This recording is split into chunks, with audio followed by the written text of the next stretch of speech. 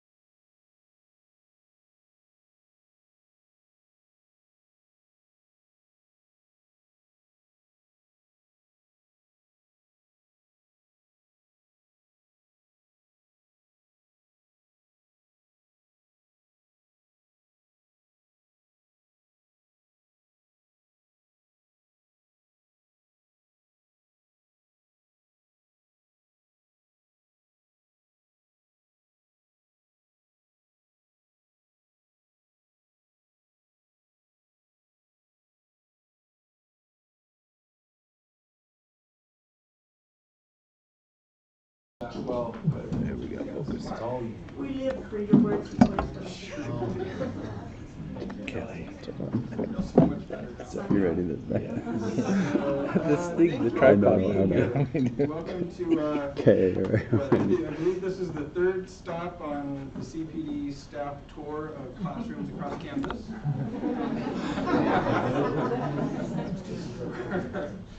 We're trying to find the one that is the best fit. So actually we got kicked out of 2 others. And then we ended up here. Actually, they moved us over to an ag, but then I looked and I sort of did a quick assessment and said how many people would actually walk all the way across campus to ag, and decided I'd probably lose 2/3, and so we came back here. So, but I appreciate you making time to come out today. Hopefully it will be worth your while. We're going to take a little different tack than we have in the past, and we'll hopefully move through, and then we can get back as quickly as possible. Sharon has done a remarkable job bringing in vast, copious amounts of cheesecake. So, yeah. So when Sharon sneaks out, that does not mean you get to sneak out. She has to set up everything first. So, anyway. So kind of what the agenda for today is, welcome, I've done that so we can check that off the list. We've got some staff updates. There's a lot of new staff that some are here, some are online.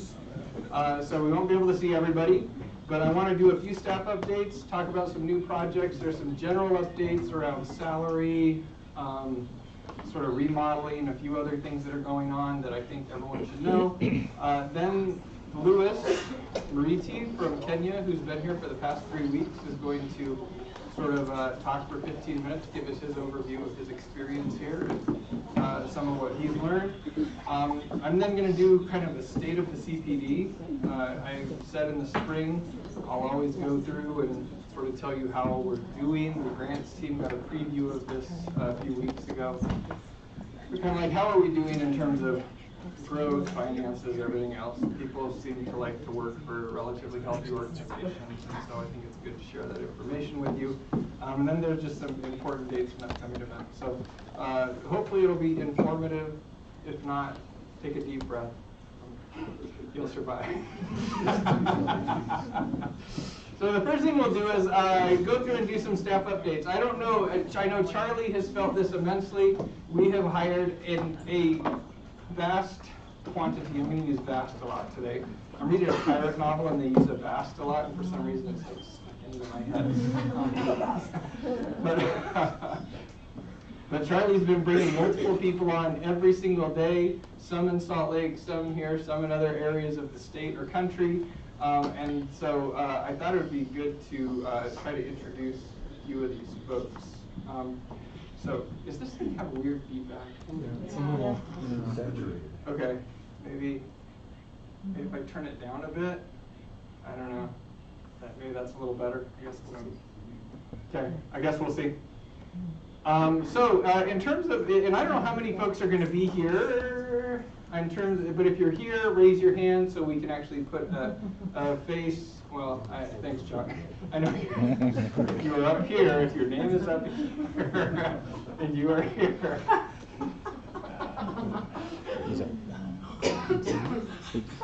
Had to have the smart ass sit up front. Richard and Kelly, I'm never going to get through the work. Okay, so going through new staff, the services division and early intervention programs. Andrea, Morgan, Camille, Blanca, and Suzanne. Anybody here? I think these are all southeast, right? No? Okay. Okay. Who's here? No? Okay, yeah, they're all out being busy. I mean, so it's funny, I counted, this is probably the most people we've had a staff meeting for a long time. There's about 60 folks here. Today, this is like half of the people who work on site. So this is 120 people who work here. So, you know, if people aren't here, I'm not surprised. People are out doing good work. So, early intervention. And DSL's hired a few new people. So Elizabeth, Anna, and Katie. I think DSL usually tunes in on YouTube. So if you didn't know that, this is live streaming over YouTube. So if you ever want to go see yourself, although I don't think Michael's panning over the audience here. But a few new folks at DSL. In the employability clinic, I know that Anna's here. Anna's here, yeah. So Anna Sisson, and then Audrey Halverson, who was at DSL for a while, is going to move over to the employability clinic and work with Daisha there. So we're excited about that growth. And the other thing, I think I sent out an email a few weeks ago. DSL, the employability clinic has moved from DSL up to the CPD, and they're in the basement there. So make sure you go down to the basement. The basement is no longer haunted. It is actually occupied, and there are people and good things happening there. So go down and say hi to Anna and Daisha and Sue and Alex and the other folks who now reside in the basement. More staff in the services division.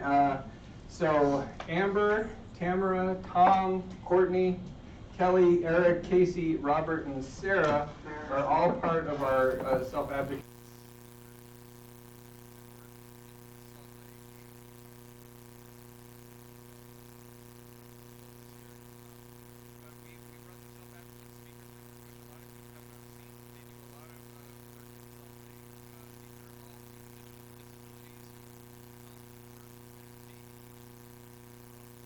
Not well, thank you. Too many Amy's in my life. Amy Notwell, and go out and do presentations on self-advocacy, supported decision-making in Salt Lake. I don't think they've actually come here to Logan recently, but it's a great group, and we're glad to have them on as well.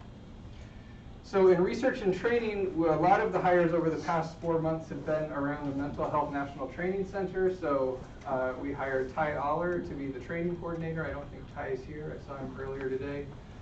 Then Alex Scheiwald down front here as the research and evaluation staff. And Mindy, I saw Mindy there.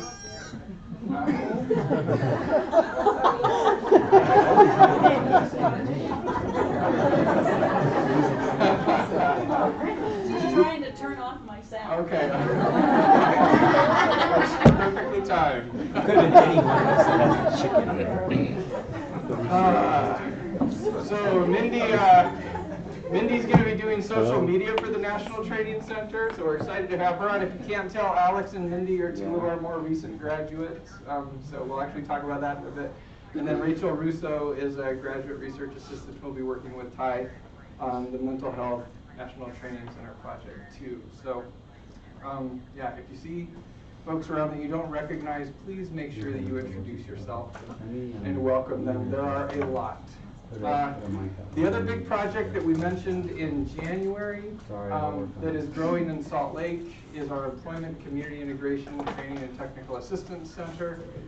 We've hired Tricia Jones-Parkin to be the program manager for that project. Aubrey Snyder is our Community Integration Specialist.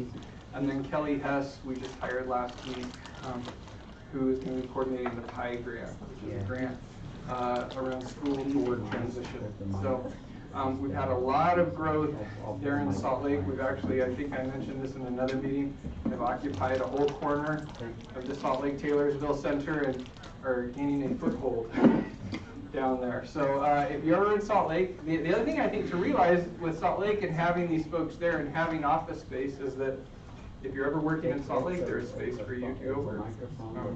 The Salt Lake Taylorsville Center is outstanding. There's open desks that you can sort of hot seat on, and it's a good place to go work and to go meet some of the folks who work for the CPD down there. So yeah. Okay. It's the captioner. We're talking to the captioner. Moving onward and upward. Is there a technical problem? Yeah, we're just talking. We are talking back here, but it's to the captioner. So Oh, okay. Mike and I are the two allowed to talk today while you're talking. Do I need to stop? No, you're okay. Okay. There's a lot going on that you don't, Michael, so we should give Michael a round of applause. Michael. Wait till after. There is a lot going on when this happens. Doing this over YouTube and having it live captioned at the same time, there's a lot of moving pieces that you don't see that Michael helps coordinate. So yeah, it is a job, a thankless job, really. Okay, so moving on with new staff. One of the other new projects that came into the Technical Assistance Division was Utah Interpreter Training Program. That's my project. Yeah. Yeah. So it's kind of part of Task 12. So Jen Harvey, who we hired as part of TASTE to run Task 12 when Vern Jones retired. Her and Norm, I think, how many days did you, is Norm, I thought I saw Norm come in. Oh, there you are. How many days did you spend interviewing people? Yeah, nice. Yeah, a lot of days. They all ran together. Awesome people. So, yeah, it was really exciting. Jen came in, wrote this grant, and we were able to bring on 12 new people around this. So most of these folks are not here in Logan. Again, they're sort of spread out across the state. But Amy Druick, Kume Kern, David Davenport, Brandon Hill, Wendy Watson, Liz Donovan, Anna Witter-Marathu, I'm butchering some of these names, I'm sure, Clay Anderson, Stephanie Belshi, Amy Santiago, Angie Spurgeon, and Holly Nelson are all going to serve as deaf language mentors. So we're really excited about the growth and capacity there. And if you ever get a chance to meet Jen Harvey, you should really spend some time with her. Just an outstanding addition to the TASTE staff. Really just on the ball. So that's exciting. That was a lot of work to find all these people and get them onboarded. So thank you, Norm. Yeah, And these are the Michael Jordans of hearing interpretation. Pretty much. Nationally renowned. Yeah. People, so I mean, we are really lucky to have a lot of these folks on. Administration, UATP, I know some of these folks are here. I know that Dan's here. I saw Dan come in. There's Dan right there. Dan O'Crowley. So Dan was volunteering in the AT lab for a long time and has now slowly worked himself into a job.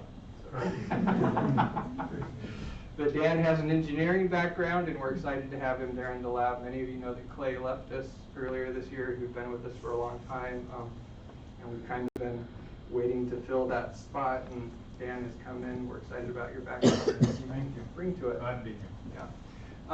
And then Alexis Missile is she's a student in ComD. She worked in Colorado with the AT project there, and she's going to be doing some work with the UATP over the summer. And then Alice Shepard is in back there. And Alice is going to be coordinating our Bridgerland Literacy Project. This is a fun one. I'll talk a little bit more about it. But Bridgerland Literacy was a long, long time ago in the galaxy far, far away. It was an AmeriCorps Vista project back in the 80s. It became a nonprofit, ran into some hard times, and sort of we felt like it was an important project to maintain. It serves a really important need in the northern part of the state here. And so we've sort of brought them in to become part of the CPD family. So, and Alice has a background in special ed, so it's a perfect fit. So we're glad that you're with us, Alice. Okay. More than AmeriCorps Vista. A bunch of folks with AmeriCorps Vista coming on. We did not get pictures of everybody, but Darby Atkins, Allison Larson, Brianna Nielsen, Carly Holland, Claire Weaver, Kendra Knutson, and Jeremy Clark. Some of these are full-time Vista members who will be doing a full year. Some of them are just the summer associates who work with the program over the summer. If you see somebody, so Charlie, who's sort of manning the front desk until we replace Julie Wilson, if you see somebody sitting with Charlie, it's probably a new Vista person coming on. Yeah, so yeah, and a lot of these folks work off-site in the schools and in nonprofits around the valley and on the Wasatch Front. But again, please introduce yourself and be friendly if you see them. They come on campus a couple times a year for trainings, and it's good to make them feel part of the family. We can. So a lot of you know that Julie Wilson retired. This is our only retirement since January. But Julie decided in May that it was time to maybe take a break. She'd been at the CPD for almost 28 years, for over 28 years, and she was kind of the face that everyone saw when she walked in the door.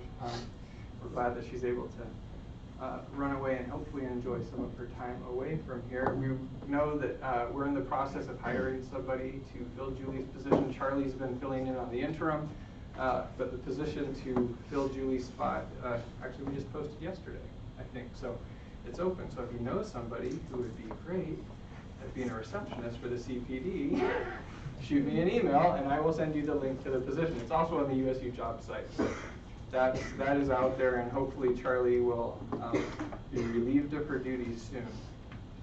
I think that's where she's at, right? Is she still over there? Okay. I know she is. Sorry, Charlie.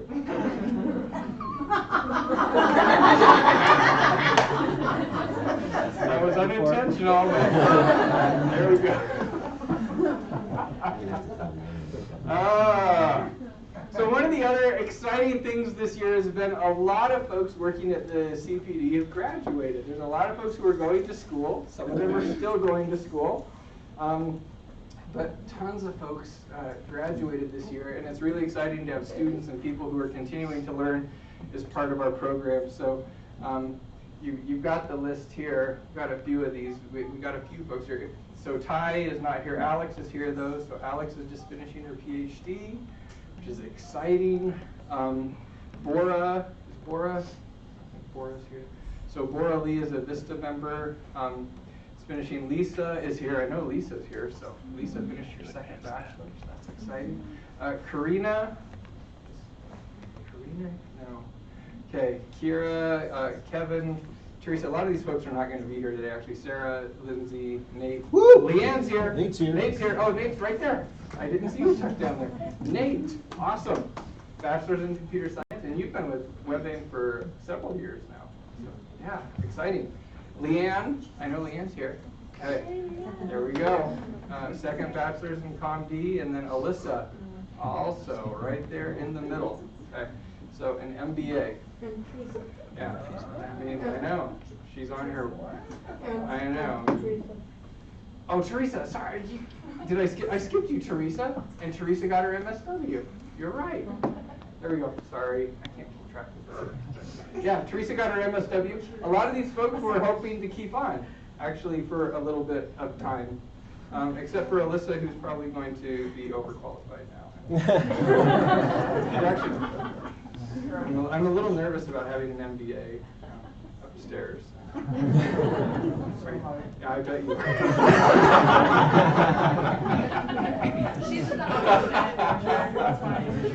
Yeah. No, it's exciting. It's great to have such a staff that's engaged in education and continuing professional development. This is great. We are excited for your contributions at the CPD. So, in terms of special recognitions, I shrunk this really small, and I'm sorry about the size of the font. This is an example of a bad PowerPoint slide. Never do this. But I wanted to keep them all on one. But in terms of other awards that staff have gotten over the past few months, April Sachin got the Utah State University Presidential Award for Community Engagement in the staff category. President Cockett awarded that to him just a few weeks ago. Mike Stokes in UATP. I don't know if any of you know Mike. Mike has been a volunteer in the UATP lab for a very long time, and I've asked him if he'd ever want to be hired, and he doesn't want to be hired, but he seems to live there, right, Dan? Yes, he loves it. He donates so much of his personal money and time to the He program. does, yeah. A lot of what happens at the UATP lab, Mike is involved with, and he got an award for Volunteer Recognition Day through AmeriCorps Vista program. Leslie, I know Leslie's here, was recognized by the Department of Special Education at the University of Utah as an outstanding alumna, so that's exciting.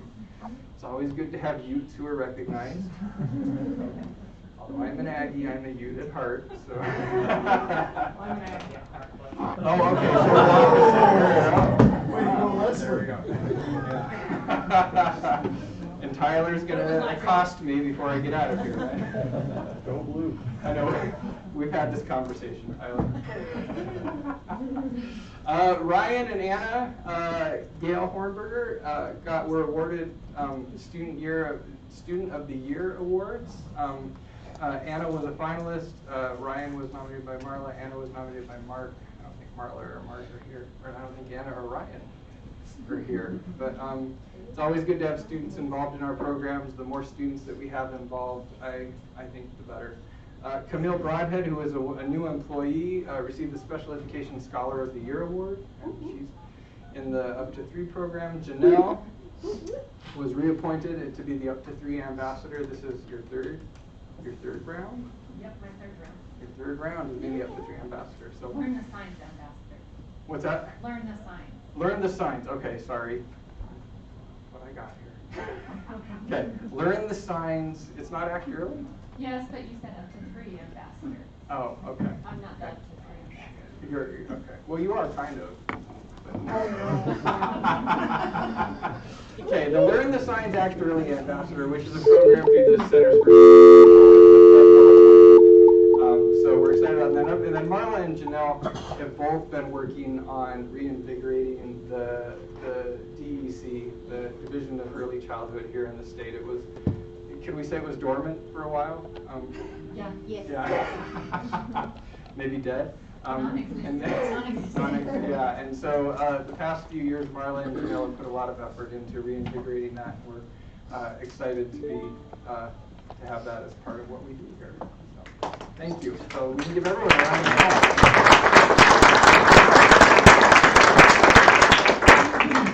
We have awesome staff. The other special recognitions, I think this is, I hesitate to put this up, but Sharon gave this to me, so I'm going to go with it. I'm not ever sure if people want to have this information shared, but I'm going to do it anyway.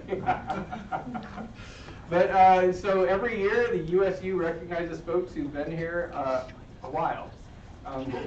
And so this year we had a whole handful. Last year we had a handful. Every year we seem to have a handful. But Jackie, Audrey, and then Andrea have been here 10 years.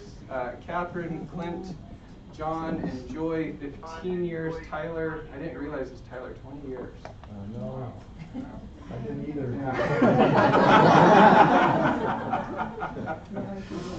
Lois, 25 years, and then Sharon, 30 years service to Utah State University. So,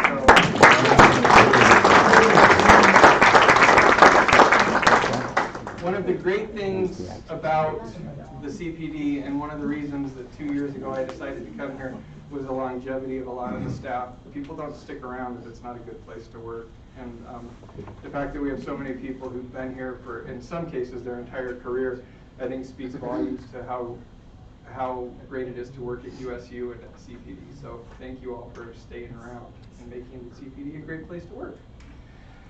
Okay, new contract and grant awards. We've got a few that have come in, not a ton. Tim Reeson brought in the Discovery Fidelity Scale from the Center for Social Capital, which is a 3-year evaluation project. Aggies Elevated has received a couple of donations. A lot of what we've done, though, been renewals of existing contracts and other awards, but we're going to talk more about sort of the financial end of things later on today. But needless to say, although there's not a whole lot up here, we have had an extremely productive year. So a salary update. Okay, moving into general updates just for people to know. Another terrible PowerPoint slide, but I only want to spend one slide on it. Some of you, I don't think anybody really received any information on how salaries were working this year. It was a little bit late coming out from the university, so we're a little behind. But here's kind of what's happening this year. There's a 1.25% performance-based salary adjustment for all benefited employees who started prior to January 1, 2019 and who met performance requirements. In the past, this was a cost of living increase. The past couple of years, they've made it a performance-based, so if you met requirements on your performance evaluation, you got that 1.25% increase, which I think applies to everybody in here as long as you started prior to January 1st. We also had the ability to add 1.25% in additional merit as long as it didn't surpass 2.5% total for the entire CPD. So division directors, like last year, agreed on a tiered merit system, so they could award employees $500 or $1,000, and that's ongoing. That's a permanent increase to your salary. And that was awarded based upon performance and funding availability. So we've just received back approval that these salaries have been approved by the dean, and we will be sending out letters in the next month or so that sort of tell you what your new salary is. You'll be asked to sign those and return those to your supervisors. We did this last year as well. The one change this year is going to be supervisors. We'll be meeting with all employees who have a portion of their salary covered on E&G funds. We talked about this last year actually in the May meeting, but We received some funding from the university. It's called ENG. And this is funding that is used to bridge people, to sort of fill in gaps when there's not enough projects. We use it for strategic initiatives. And we're trying to attach expectations to it. And so if you have a portion of your salary funded on ENG, and most people who do know who they are, your supervisor will be meeting with you to outline sort of performance expectations and metrics for that. If you're on projects, you have those expectations and metrics already built in there. So the other thing is, if you're a supervisor or employee, I would encourage you to conduct a 6-month interim review with your folks, just to give feedback on goals and progress towards what you identified on your performance evaluations in January and February. So it's always good halfway through the year to see how folks are doing. So that's kind of what's going on there with regards to salary. Are there any questions or concerns? Okay, we're going to move on. You're free to email me if you have questions or concerns, or you can contact your division director, and they can share more information with you about it. So the other thing that I brought up at our last meeting, and I thought I'd be just upfront and transparent about this, we talked about renaming and rebranding in January. We proposed a new name, Utah Institute on Leadership and Education and Applied Disability Studies, which was shortened to the Utah Leads Institute. It was rejected, and we are now back to the drawing board. So, okay. So that name was not approved by upper administration here, and so we've had to go back to the drawing board. We've gone through several rounds. I'm in the process of trying to figure out what the next steps are going to be. Whoever chooses the name, I want them to design 6 logos. I think those words.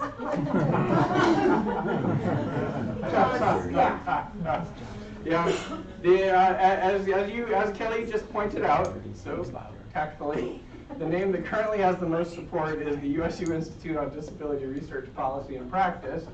Not my favorite, but that's, anyway, it's a working version. We have to go through an R401 process with the Board of Trustees. I'm going to keep you updated.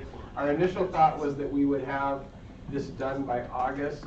It's clear that this is going to take a lot longer than that. We didn't realize that people were so worked up about our name until we proposed a new one. And even though I think we have a good rationale for wanting to change it, that still isn't enough. So anyway, that's the update there. So for the foreseeable future, we remain the CPD, which is fine.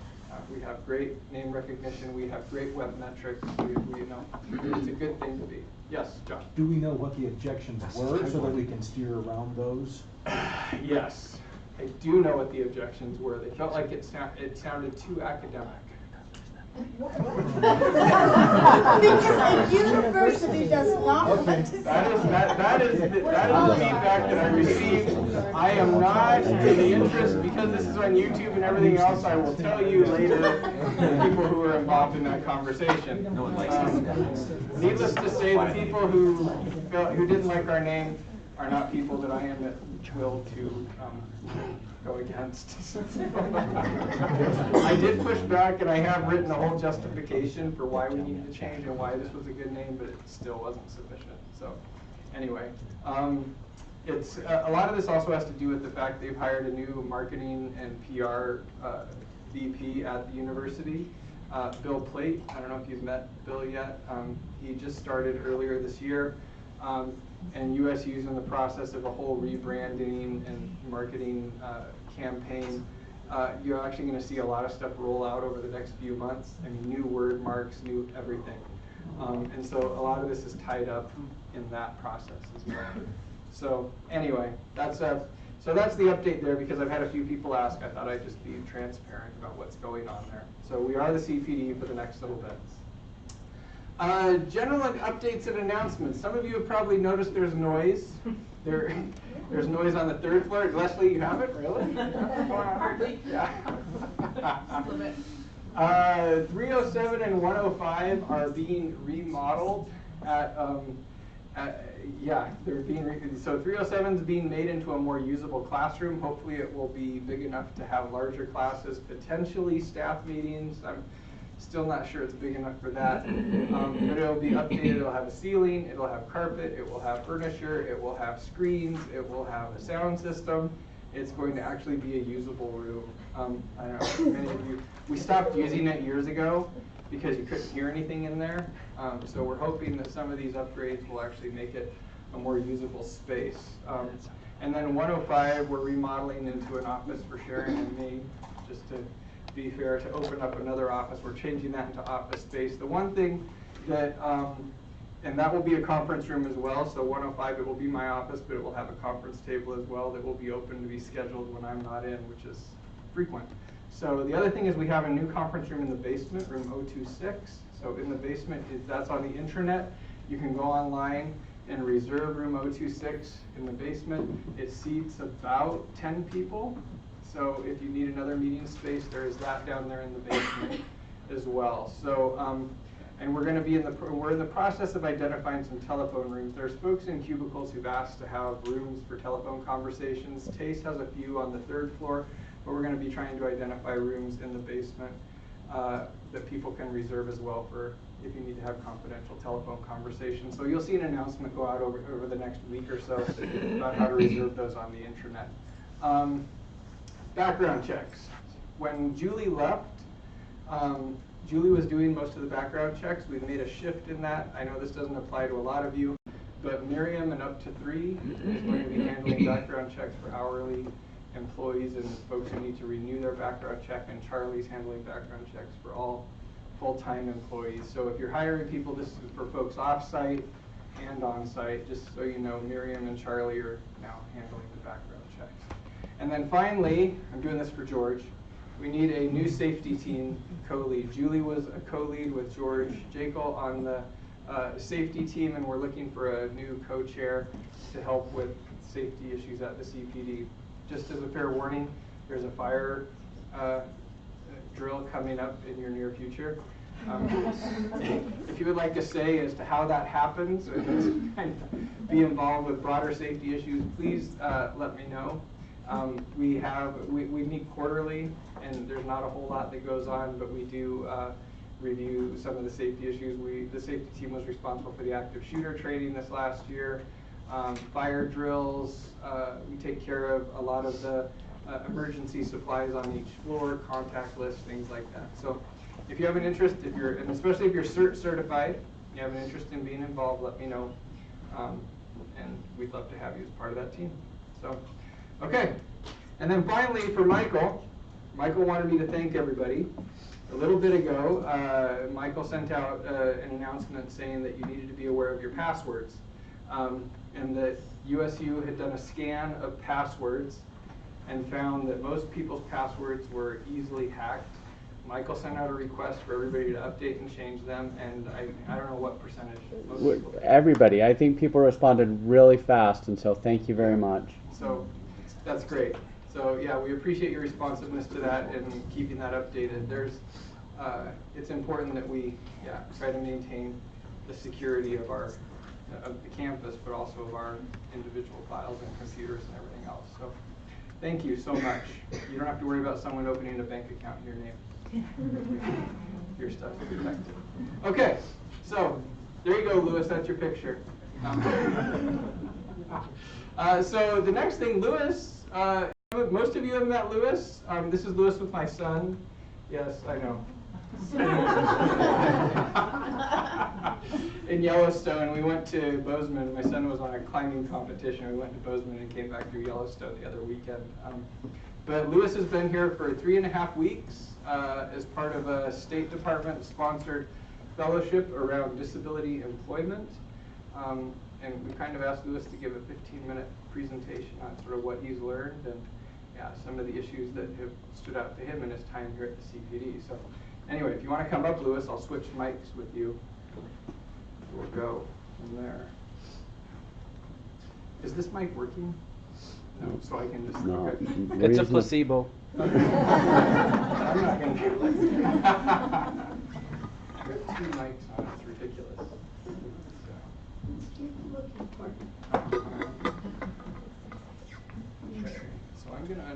mine, and Lewis is going to plug his in.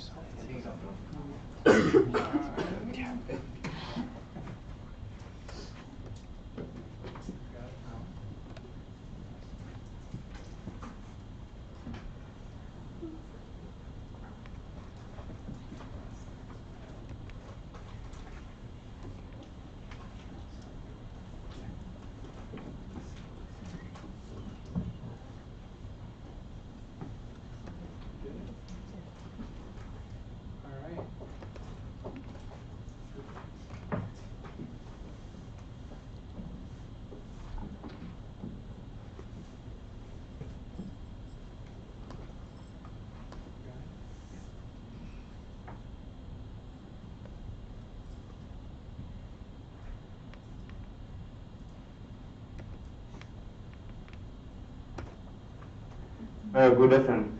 I'll turn it down. Just trying to figure out. Okay. Thank you. Okay. Okay, I think my name is already displayed there. I'm Les Moniki from Kenya. I've been here for the last 3.5 weeks, and I'll be leaving on Sunday. It has been a nice experience working with most of you. Maybe my few talking points. I want to talk about the people of Logan or Utah. And what do I want to say about them? Be honest, we can take it. Am I on record? Good. I would say you people, you're very kind. I think you're the best people I've met in life. Because to be very honest, since I came, I've never met a mean person. Everybody I've gone to, they have been very willing to support me, to give me knowledge, what they do, to share with me, to take me through places, and I don't know what I can say. I'll just say thank you. In terms of culture, I've experienced some real culture shocks. Yeah. Maybe a few things. One thing I like about you is maybe I see it as a cultural aspect. You are very good in time management. You keep time. Sometimes back home when we call for a meeting, maybe 1 hour down the line is when guys are coming for a meeting and your day is messed up. Then in terms of another thing, maybe in terms of family, I've seen you being very, your main focus is on a nuclear family, as it's more of the whole extended family. Whatever is happening with my uncles and my cousins, it's my business. But for you, it's like you're more of nuclear family, you and your wife and kids and that. Okay, maybe for us it's a bit different. Also in terms of gender roles, seen quite some big differences. Here, men, the families I've visited around here, I've seen men are more into maybe preparing meal for the family. For us, it's not that much. Maybe you are actually requested, and you might not agree to do it. Okay, but here it seems as if it's more of, it's like a role, even men can do this and women can do that. In terms of technology, I've seen you are quite advanced in very many other aspects compared to back in our country, especially even in your transport system, your roads, even in terms of disability accessibility, it's quite advanced when compared to back home. Good. What have I learned on disability? A few things. One thing I like is about the aspect of vocational rehab and how it's able to link person with a disability with employment and such. That was one of the good things I'm carrying forward, and I'm going to see how maybe you can be able to do something similar to that. Another place I visited was the recycling plant down there and the desert industries. Those are very creative ideas. You see the things they are recycling, they're using the resources from those recycled materials to pay these people who are working there, people with disability. And most of us back home, we really do a lot of recycling. put those things in a dump site, and you see those are it's resources, it's money. Then I've also realized you have very serious, great emphasis on cognitive impairments. People with intellectual, mental impairment and such. This is one of very vulnerable group back home. Many people don't know how to deal with them. So they are left there in the street, they are abused, back in the homes. Maybe the people who are there in the first, my first presentation, you saw some people being chained in their homes. You remember? They are chained. Some places, not everywhere, but some people chain them because they don't know what to do with them, and there's little support for them. Another thing is how you plan for persons with disability from since that PWD is a child up to adulthood. For us, I feel there's that disconnect. You find maybe you want to intervene today, but these people have not been able to go to school. They never accessed full education. So even in terms of job opportunities, it becomes very tricky because they have not accessed any form of education. So, but for you, I've seen that from childhood up to adulthood, there's a plan on how to engage these people with disability. Access standards, that's another thing I'm carrying with me. I like how you people, you have very good standards on how to guide some of maybe development project, when you are building a road, when you are building a premises, how it's supposed to be structured in terms of accessibility for persons with disability.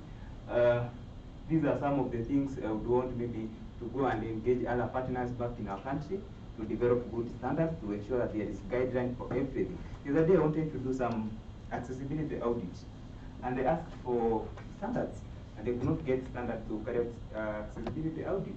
So these are some of the things which would be very useful back home. Web accessibility, it has never hit me. As far as we have a website, I've never thought of people with disability, they need to access the website and such and such. I never saw it to be a big deal, but the other day having a discussion with web team, and actually we ran some of our websites, and it was funny that we have so many websites which are not accessible from our country. Government websites, leave alone individual or private websites. Innovative technologies, I think I've visited your hub, and even in the street, how it's organized, maybe even where we have pedestrian crossing, there's a way you touch a button, something of sort, and it alerts you if you're visually impaired. I have not seen that back home. Maybe for you it passes to be a common thing, to be a normal day thing, but maybe in other part of the country it's a whole different thing. Customized employment and job carving. This is something I've never heard of it before. It's a new, I think it's also a new approach for you. Is it true? I think there's a lot of training on the customized employment. In the last 5 years. Yes. Yeah, I think this is something I also would want to pursue, and if possible, actually to become a trainer of trainer, because I've not heard of it in the country, so I might be the pioneers of customized employment back in Kenya. Then with Michael here, we are visiting several daycares, and I was thinking, how can we maybe back home use these daycares, maybe to take care of children with disability, to relieve the caregivers to go and be engaged in a gainful employment? Or can we use this daycare setup to create job opportunities for persons with disability, to be there, the people who are running daycare facilities and such? Good. You have very, very good things, but you also have a few things maybe I suggest we need to relook as a country, that is the US. Maybe issue of minimum wage. I was surprised yesterday. Okay, I've heard about it, but yesterday we did a movie. It's called, what, dollar something?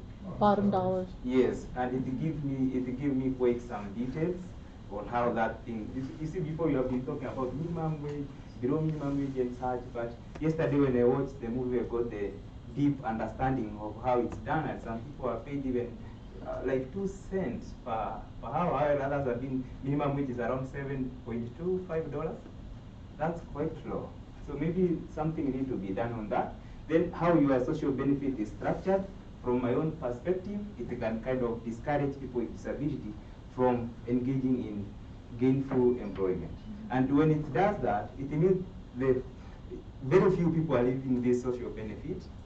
So it's not available for other people with disability who are not able to engage in any form of employment. But if it's able to encourage people with disability to seek employment and become more independent, it will become more available to other persons with disability.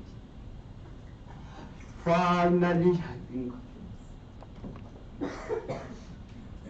when I was in this place, oh, it's not happening. Good.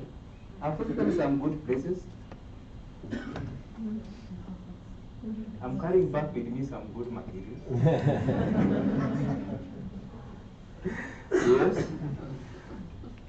This is the first time in life to experience snow. Another thing about your place is that at 8 p.m., 8:30 in the evening, and still sun is up there. Never seen that. Ours, it's like we have perfect days and perfect nights, because our equator passes across our country. So it's right up around, the sun rises around 6, and then sets around 6:30 or there. So here it's 8:30, and I'm still can go out to bask in the sun. It's so funny, actually. I almost got disoriented sometimes.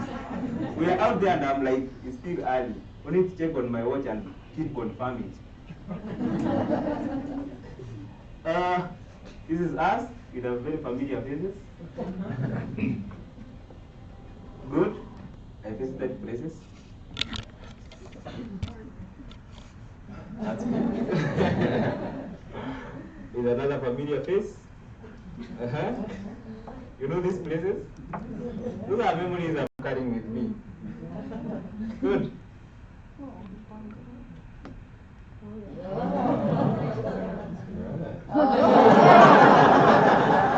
I came flying, I want to go back driving. Okay, thank you. Maybe in case anybody has a question.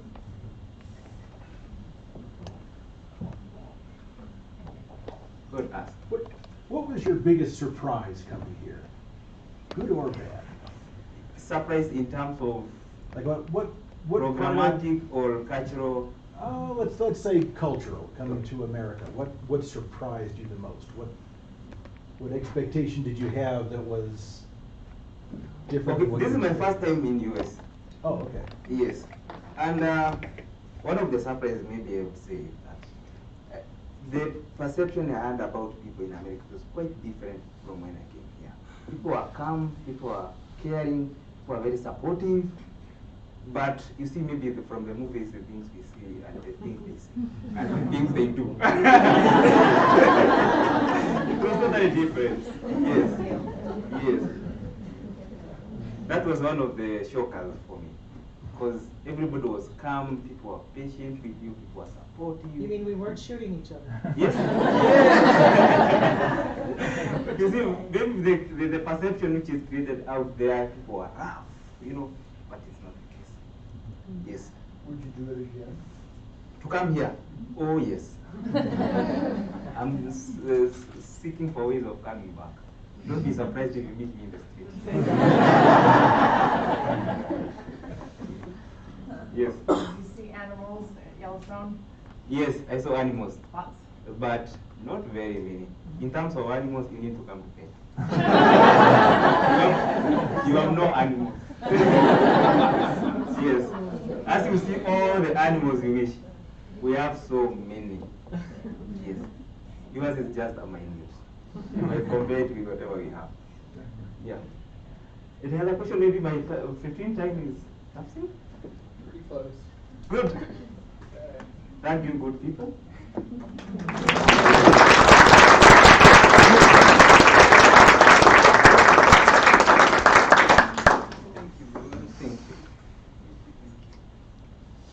It's been. I need that mic back. Oh, wow. It sounds terrible. I don't even know if that's helpful. Sounds better. Should I talk about it and Sounds see if bad it's by the better? board, because in front of it, it sounds better. It's about the same. Okay, it's about the same. Okay. All right, we'll put it on just a little bit and see if I can figure this out. So, all right. Matt, I have a question for you. Yes. What's been the most enjoyable part for you? Because you got to get to know Lewis on a different level. Yeah, well, and I felt bad for Lewis because he's had to live with my family, and it's been like a super dramatic month. We had to kick my daughter out of her room. It's been good for the family to recognize different ways of seeing the world. I mean, so Lewis says something about gender roles, but we had him cook dinner for us one night. We had African food for dinner, which was a good learning experience for us. And I think just hearing, I mean, the night that we sat down and watched all the pictures and saw Lewis's family and really heard, I think, the different world that he comes from, it was eye-opening. It really is. You think, oh, this is a globalized world. You know, everybody has access to the same things, and it's not at all. And there's a lot of cultural differences that you don't recognize right up front. So yeah, I think it's been great having Lewis there. Hopefully he survived. I feel bad because as Lewis has been there, like my family has slowly shrunk. So he was there for a week, and then my wife left for Thailand. She's still gone. And now my daughter's gone. It's like, and it's not that we don't like you, Lewis.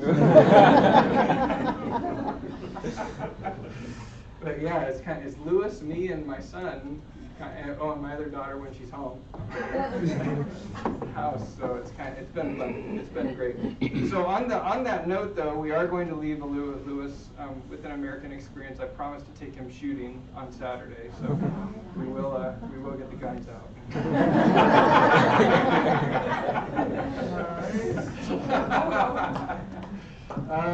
Bring a horse? Right. Yeah, you want to bring the horse? Yeah. Okay. Kelly has a horse. You can wear the guns.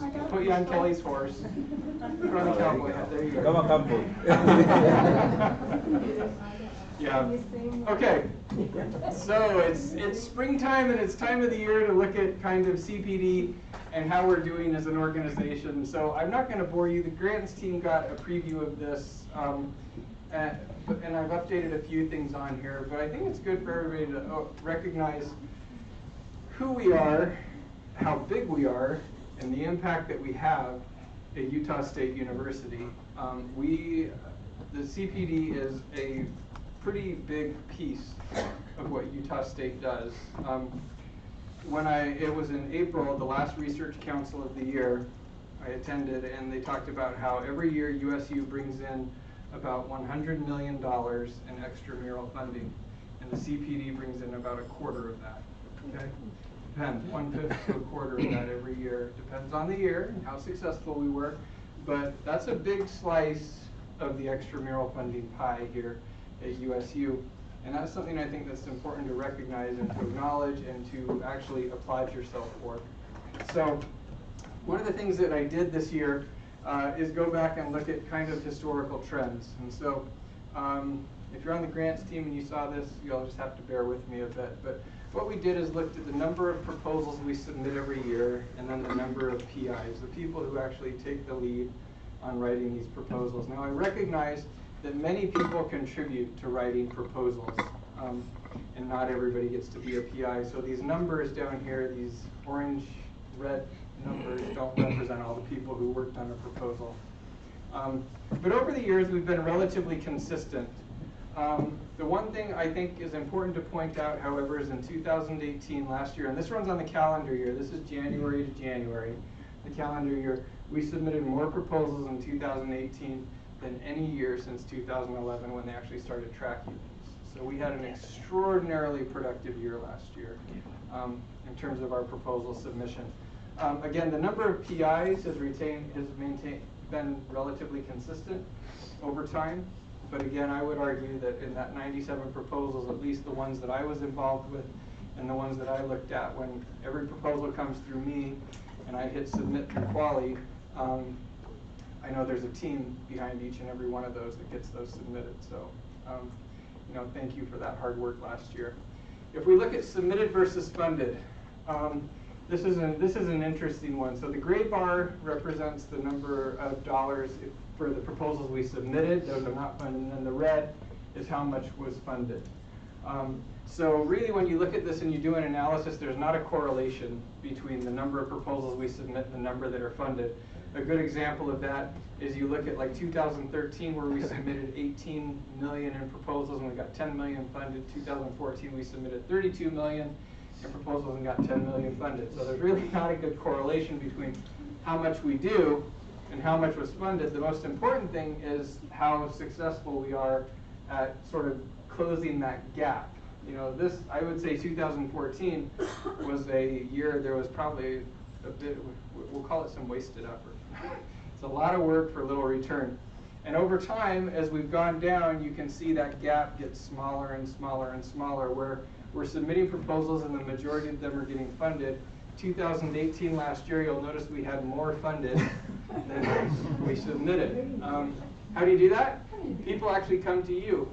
They say, we want you to do this work. So there was quite a few projects last year where people actually came to us and said, we want you to do this project, here's a contract, and we didn't actually have to submit a proposal.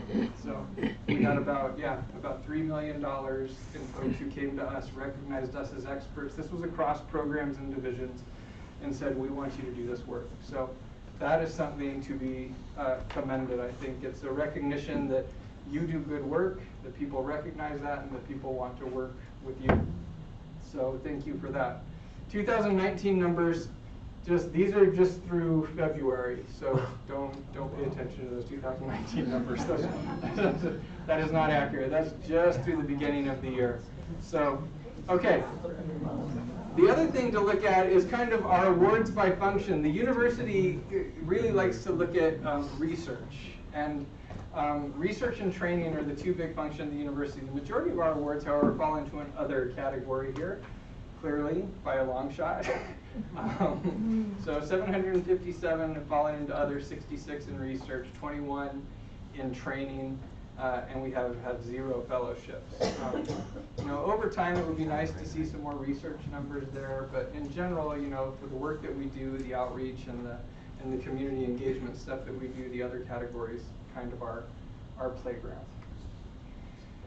So this is looking at the college as a whole, and sometimes I think it's important. Sometimes I think we feel like we're not equal with some of the departments in the college, and I think it really depends on what sort of metrics you're using to gauge that. This, I think, is a really important one to pay attention to. These are the number of dollars brought in from 2012 to 2019 across the various departments in the college. So if we go back from 2012 to 2019, the CPD has brought in over $104.4 million. The Center for School of the Future, 1.5. Communication Disorders, 12 million. Edith Bowen, 1 million. Human Development and Family Studies, 34.5. Instructional Technology and Learning Sciences, 13.7. Kinesiology and Health, 1.9. National Center on Hearing and what's NCHAM? Assessment and Management. Assessment and Management, that's it, yeah. It's the audiology program, 128,000. Psych is 28 million. Teal, 34.5 million. Special Ed, almost 14 million. We eclipse every other department in the college by a I was gonna say it's pretty close to cumulative, isn't it? What's that? Pretty close to cumulative. It's pretty close. Yeah. You'll actually, I think I have that on the next one. Oh no, this is the number of awards. So actually, this doesn't really show here, but on a future slide, you'll see where this becomes an important metric. But we brought in 844 awards since 2012, far in excess, again, of any other unit in the college.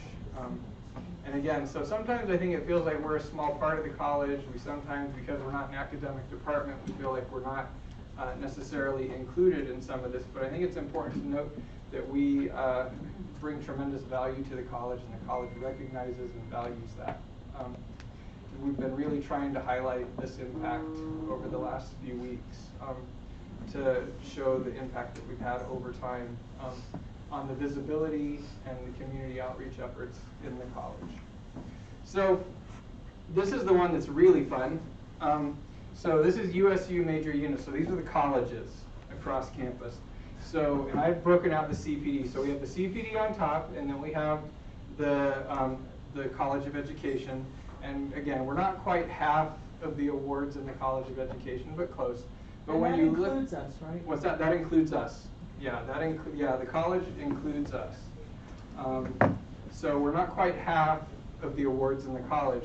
But when you look at the other colleges across campus, and again, this is the number of awards they brought in, but again, business, arts, ag, engineering, humanities and social sciences, science, extension, and natural resources, we're right up there, and in some cases are larger than a lot of these colleges. I've found business to be quite interesting. Business has a huge presence here on campus. Business has a lot of power, and yet when you look at their ability to bring in external funding, especially through sponsored programs, it's a relatively small impact. Now this is where it gets interesting. So although there's a bunch of units that have a lot of awards, so engineering is one of them. Engineering has 1,971 awards. When you look at dollar totals, we're well above engineering. So when you look at dollar totals, 2012 through 2019, the CPD brought in 131 million, 131.5 million. Again, almost half of what the college is, which is right underneath it. But then you go down the line, business, arts, ag, engineering, which has a large number of awards, but they're very small dollar amounts. Humanities and social science, science, extension, and natural resources. We are bigger than every other college in terms of the dollar amount generated, with the exception of ag and the College of Ed, which we're a part of. That is something I think to keep in mind when you think about what is our place on this campus. We play a really, really important role in the face that USU has across the state and in our community as a result of the awards and the dollars that we're able to generate. And all of this is due to your good work. I've only been here for 2 years, and a lot of this work happened well before I came, but over time it's cumulative and it makes a big difference. And I think a lot of times we get down on ourselves and we feel like we're on a treadmill trying to keep ahead of this, but when you look at the overall picture, we've actually done a tremendous service, I think, to USU and our community and our state and the nation. And again, all this is due to you. So you can give yourselves a round of applause.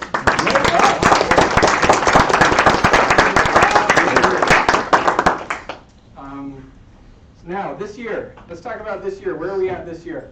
Our current financial snapshot. So Richard pulled this. These are not final numbers, but this is kind of where we are as of yesterday, more or less. Okay? So this year, in terms of federal funding, we brought in about 2.2 million. State, 11.2 million. And again, I've said this in past meetings. This is a flip-flop from where it was 5 years ago, where we had mostly federal and small state. Because federal resources have dried up, we've shifted more to state funding. And we're bringing in a lot more state and federal resources now. And again, that's been remarkable that the organization has been able to make that adjustment and to sort of backfill in the lack of federal funding with state contracts and grants. Our private is about 500,000. Conferences is a huge one. We've had a lot of conferences, and that's been an area of growth over the last few years, partially due to UPDN. I think WebAIM, some of your conference stuff falls in here. So that 1.3 million is actually not a number to be sniffed at all. Donations are a little small this year. Fee-for-service programs about 500,000. Other 824,000. Then our university E&G is 2.5 million.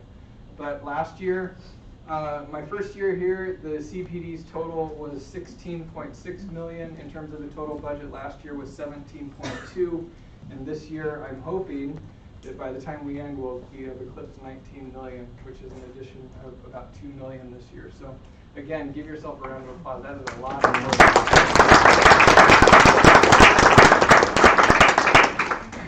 So this is only one measure of our health.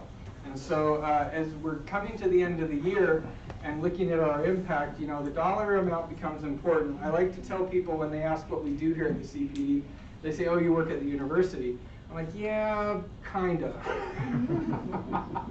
I work at the university, but the CPD operates more like a business. We don't have jobs if we don't bring in money and contracts.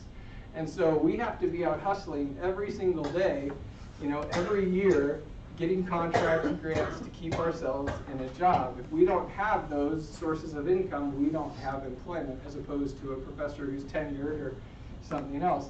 And so we're a little bit different than the rest of the university. And so, yeah, we have to measure our health as an organization with these financial numbers. The better we're doing financially, the more likely it is we're able to hold on to people, able to grow, have a bigger impact. So, but these numbers are not the only impact. Kelly was doing some of our initial NEARS analysis. Don't worry, I'll come back to NEARS. You haven't escaped that yet. But our initial NEARS, one of the things that we look at is the number of courses taught by CPD staff. So in FY 2019, Kelly's preliminary estimates are that we've taught over 800 students this year, CPD staff, okay? That's up from 324 last year. That is huge. That is a huge change. And that's in 7 departments, generating approximately 1,600 credits. So again, we bring tremendous value to the university by our contributions through the various departments that we work with. There's courses taught in TEAL. There's courses taught in special education and rehabilitation. There's courses taught in social work. There's courses taught in,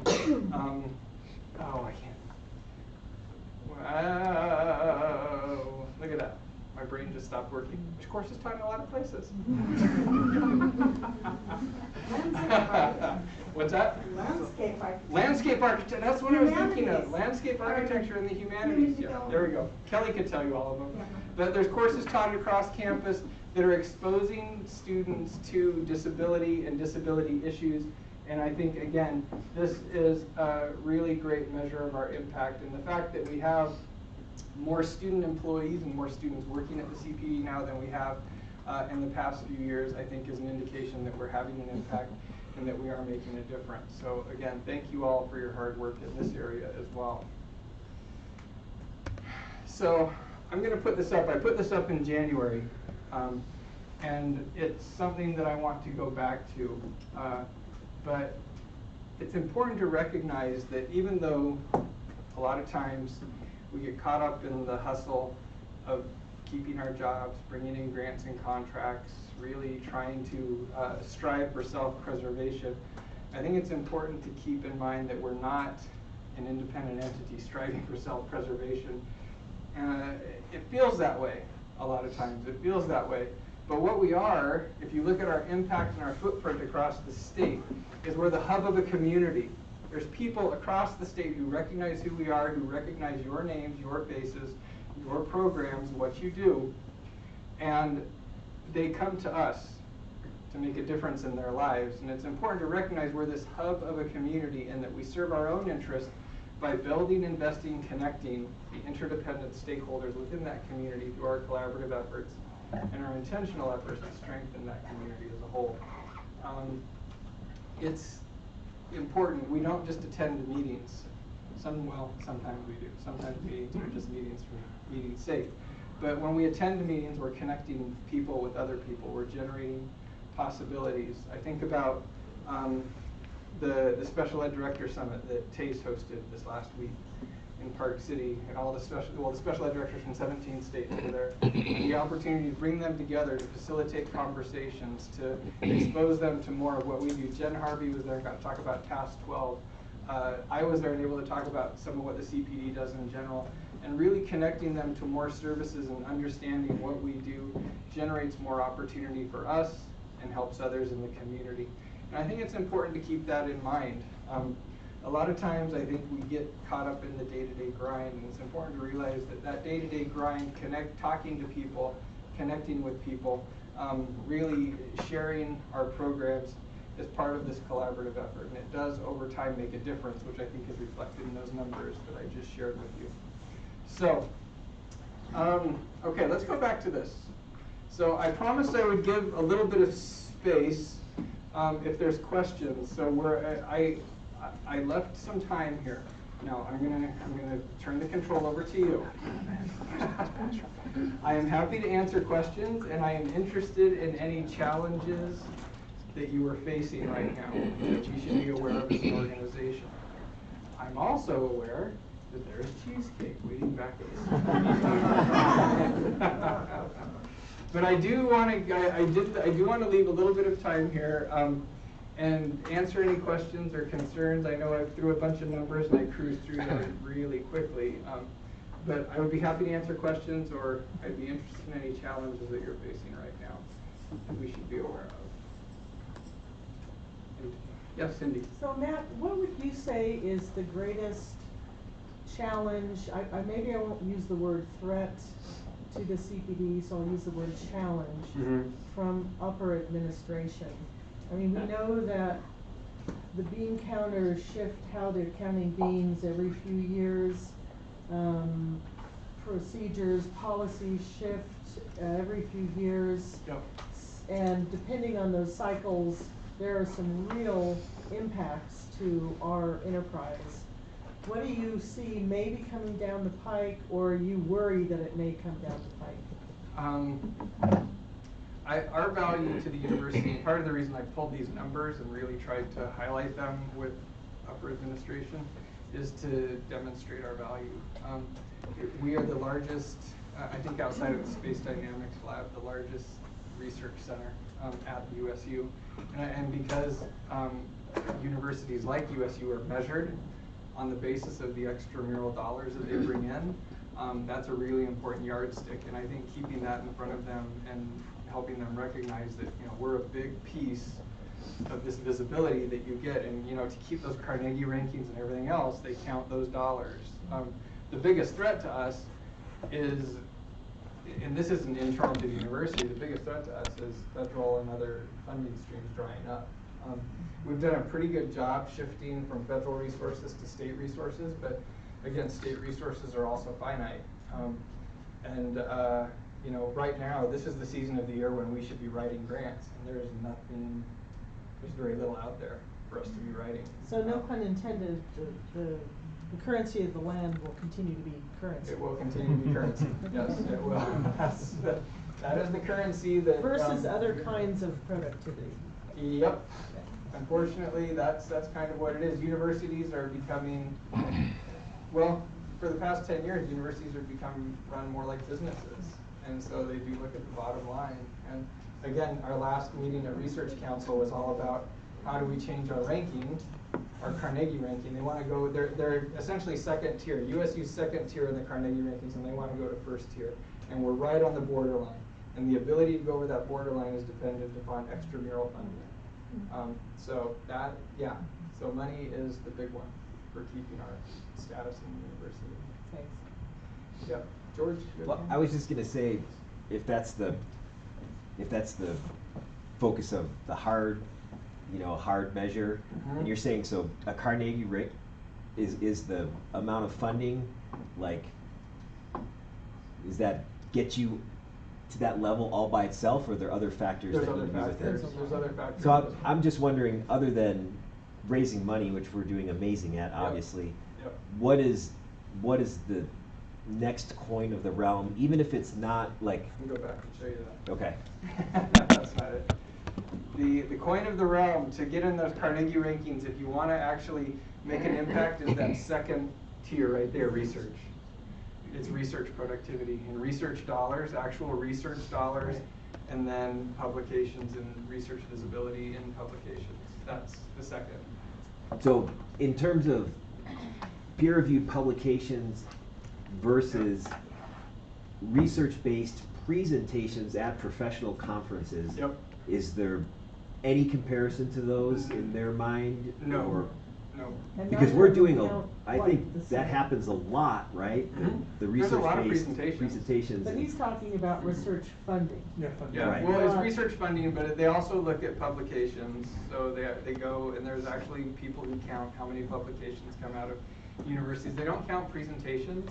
There's not a coherent way to actually create a metric around how many professional presentations people do. That's what I'm wondering, is like, so that's, we could be killing it on that aspect, and that doesn't get us any points. No, but as a university, you know, research productivity has gone down in general at USU. A lot of that's due to just a lack of funding. But yeah, it's publications. Now I've had this conversation, and I think it's a line that we as an organization need to walk. It's important that we're publishing research and peer-reviewed publications. It's also important that we're making a distinction and publishing research for practitioners and others in the field, because what somebody who reads a peer-reviewed journal is not necessarily the audience that we're working with all the time. And so I think we need to make a very clear distinction there, right? Some things can be published in those peer-reviewed journals, that's great.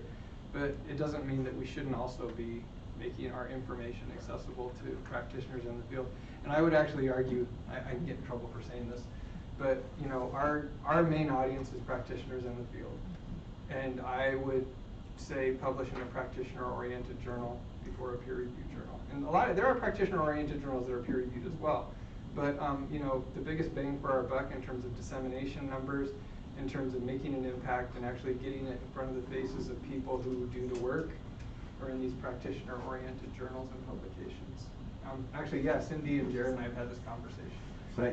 But I think it's just interesting to see that, you know, the model itself, you know, you're just not going to get credit for that. And so just to have the realization, and I don't know, is there something that leans more like, well, I can take this offline, but I'm just wondering, like, you know, if you do a presentation it's a peer-reviewed conference publication, that doesn't count either as far as. Okay. Well, if it's a publication, and it actually is cataloged right in the libraries and everything else, yes. But there's a lot of conferences that publish their what are they called? There's a name for them. Proceedings. Their proceedings, yeah. Right? Yeah, that aren't always cataloged in libraries, and so. But it might be an area, right? Because it's been my experience that the people that get published in proceedings, not always, but are the ones that put stuff. I wish conferences actually counted for more because they're more fun. But, but yeah, so that's kind of the short answer to your question. It's research and dollars that make a difference. Other questions or concerns? Yeah, Ricky. I'm just wondering, when you're sitting in your director chair thinking about the this one? I know, it doesn't say director. What are one or two things that you just wish we would all do? Does that make sense?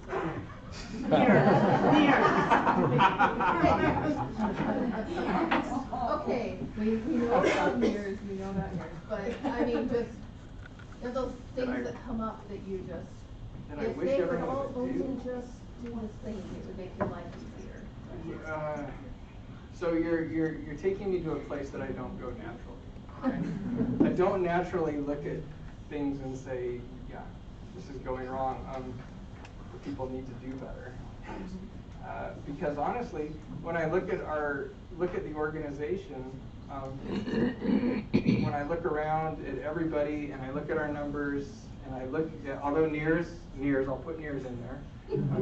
NEARS is important because I do go look at NEARS in terms of productivity and comparing year to year. So that's an important one. But we're productive. These numbers, I think, demonstrate that we're making a difference, you know. And I try to get around to each of the programs, to talk to people in each of the programs to get a sense of what's going on, and everybody's working their butts off. I mean, everybody's working really hard. There's not a single program here where I would say somebody's not working more than they're paid for. You know, people put in long hours here. I leave, you know, some nights 6 or 7 p.m. and there's people still here working. And so I don't know that I can really ask for a lot more. That's not my privilege. I think that maybe the question was misunderstood a little bit. Let me say, just as employees of the CPD, what are the couple things we could do to continue to bolster? And I guess what I'm saying is keep doing what you're doing. Whatever we're doing has resulted in tremendous growth the last 2 years since I've been here. Every year we've improved markedly. And I've tried to I can't put my finger on exactly why that is. I don't know exactly what it is, but it's working. And I would say keep doing what you're doing because we're doing a great job. I mean, Now, it doesn't mean rest on our laurels and say, oh, we made it. We haven't made it. I mean, we can always do more. I always, so in terms of I have competition. I put the University of New Mexico USET up there because they're close to us, and I want to beat them. Their annual budget's around 25 million, so just so you have a benchmark to shoot for. But honestly, I don't sit in my office and say, oh, everybody needs to be doing something different. I'm actually pretty happy with, and I think, again, everyone should be commended for what's happened over the past few years. It's been remarkable, and I'm actually quite pleased. So I guess maybe I should be more picky. I don't know. That's why we liked you.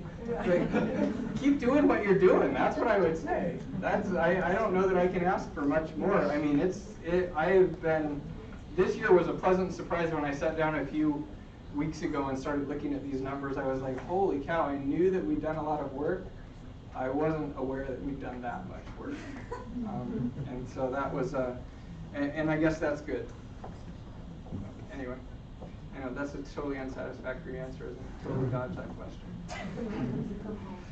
Yeah, Tyler. So in the past, you talked about more publications and more grad students. Have we seen any uptick on that? Mm-hmm. Yeah, we have more grad students here. I don't have exact numbers. Some of these former grad students are now employees. How it works. We grow good ones. Yeah, we have more grad students. I would have to count. Do you know off the top of your head, Kelly, how many grad assistants we have? Okay. Well, no, I'm not specific about that. I was just curious. At one point, you had mentioned that we need to do more publications and we need more grad students. Right. And, I've been here a couple of years, and it used to be practiced or preached quite a bit. We need to publish, the best way to publish is to bring on grad students. That's not the best way to publish. What's that? That's not the best way to publish. Oh, sorry. The best way to publish is to sit down and write. Oh, I'm on the sidelines. I got some time. But it's been preached a lot over the time. It's a lot less publications and a lot less grad students, which I can really help with. But I was just curious if there's... So there has been an uptick in grad students. There's also been, at least from when I look at preliminary numbers, and I presented some of this in January, I'd gone through and counted the number of publications we had up through January. It looked like we were on track to eclipse last year. I don't know what the final publication numbers are, because we haven't quite compiled those yet. I know that there's several publications that people have had that are not in NEARS. Just, there's your another NEARS reminder there. But yes, grad students and publications have gone up, and it looks like this year will be ahead of last year. It's not too hard. Last year, I think we had 7 peer-reviewed publications. That went down significantly because we actually carved out, in the past, we've been counting LEND faculty in terms of USET publications, and last year was our first year under our new grant cycle, and I chose to carve out LEND and just look at USET publications. So it went from 30-something down to 7. But I know that in January, I had a list, actually just took it out, there's like 14 publications already this year. So we're well on track, I think, to surpass that. So we're in process. A lot of people who haven't published for years have published this year. So we're getting there, slowly but surely. Yeah. Jolene. With the training, are the awards specifically for training? Like, how is that being counted?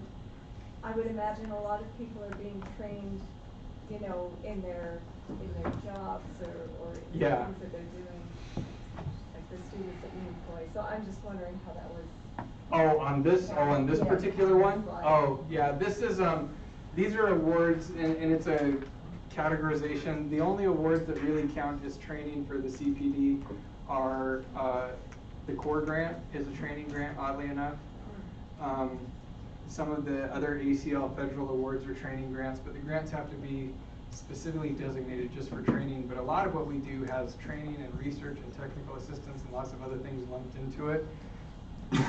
So the university just looks at something that's strictly for like student support or to build a training program. And we actually have very few of those because most of ours are more eclectic, to say. Yeah.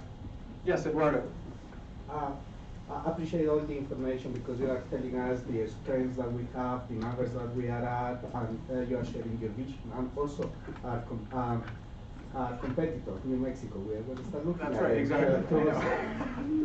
But my question is related with the future. Do you think that we need bring more money? Do you think it's going to come from state money? Is going to be coming from federal money at some point? International money? Where do you think that is going to be a future to start getting a niche as a competitive advantage? Well, I wish I had a crystal ball to tell you that. I don't think that there's going to be federal money in the next few years.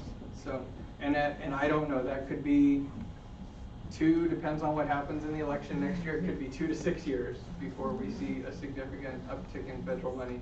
So, I mean, I think if we want to get a competitive advantage, and we already have a significant competitive advantage, is in state funding.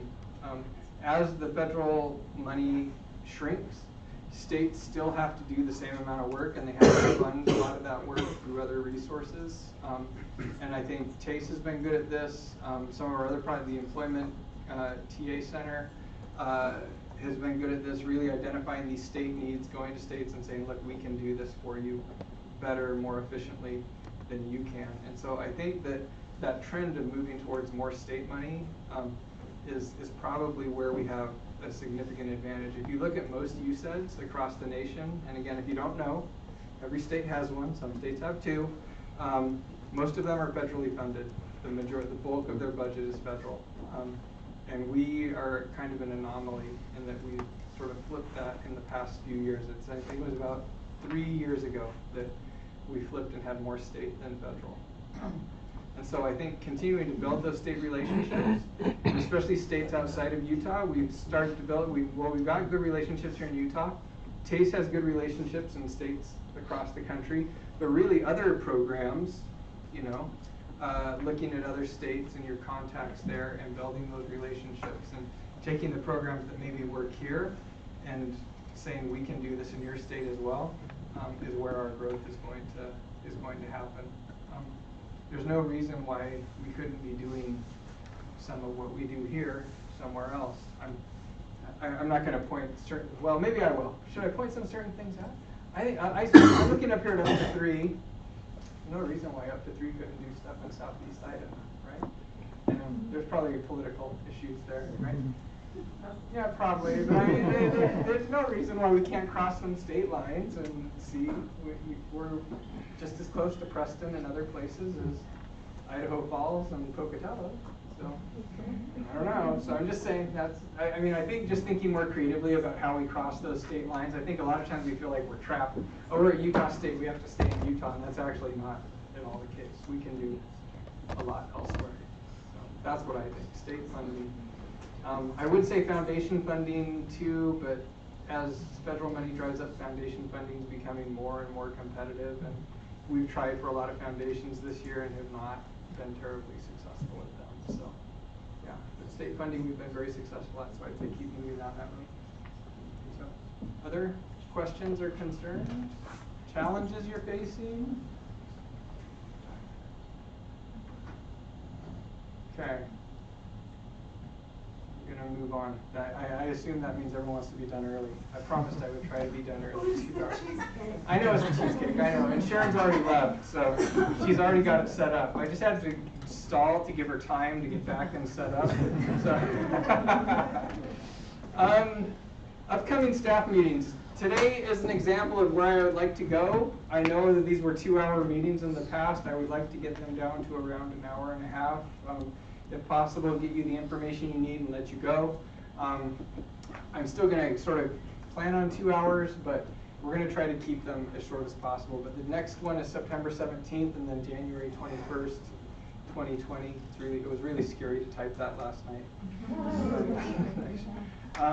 But again, please put these on your calendar. Try to schedule around them. It's important just to be informed of what's going on here as an organization. I only get to see you a few times a year all together, and yeah, it's great. So some important upcoming dates. We're still doing our core goal lunch report. So June 11th, Vicki will be doing our mental health, and every month we sort of report on these core goals. These are open to everybody. If you have an interest in participating, we spend an hour and just talk about the activities that are occurring in these areas. So Cindy will do accessibility in July, health will be Sue in August, transition will be Jeff in September. We have our Community Advisory Council on May 29th, and that's open to anybody who would like to attend. It's our sort of advisory folks from across the state. If I'm not mistaken, June 22nd is the Run, Walk, and Roll? Yeah? Okay. So go to the Run, Walk, and Roll at Elk Ridge Park. It is a fun activity. July 16th, this is for Richard and Alex. Okay.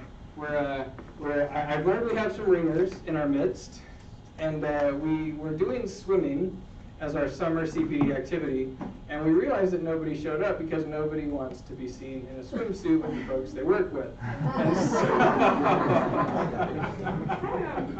Except for a few of us. There were a few of us who didn't mind, but then attendance was less than ideal. So we're going to, I've learned that there are some folks who are very good at barbecue and or smoking meat. Meat?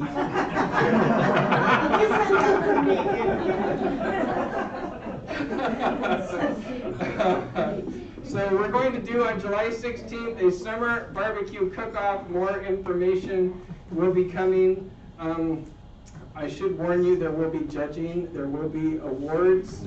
I learned that Alex's dad is the Montana State barbecue, or national barbecue, Montana State barbecue champion.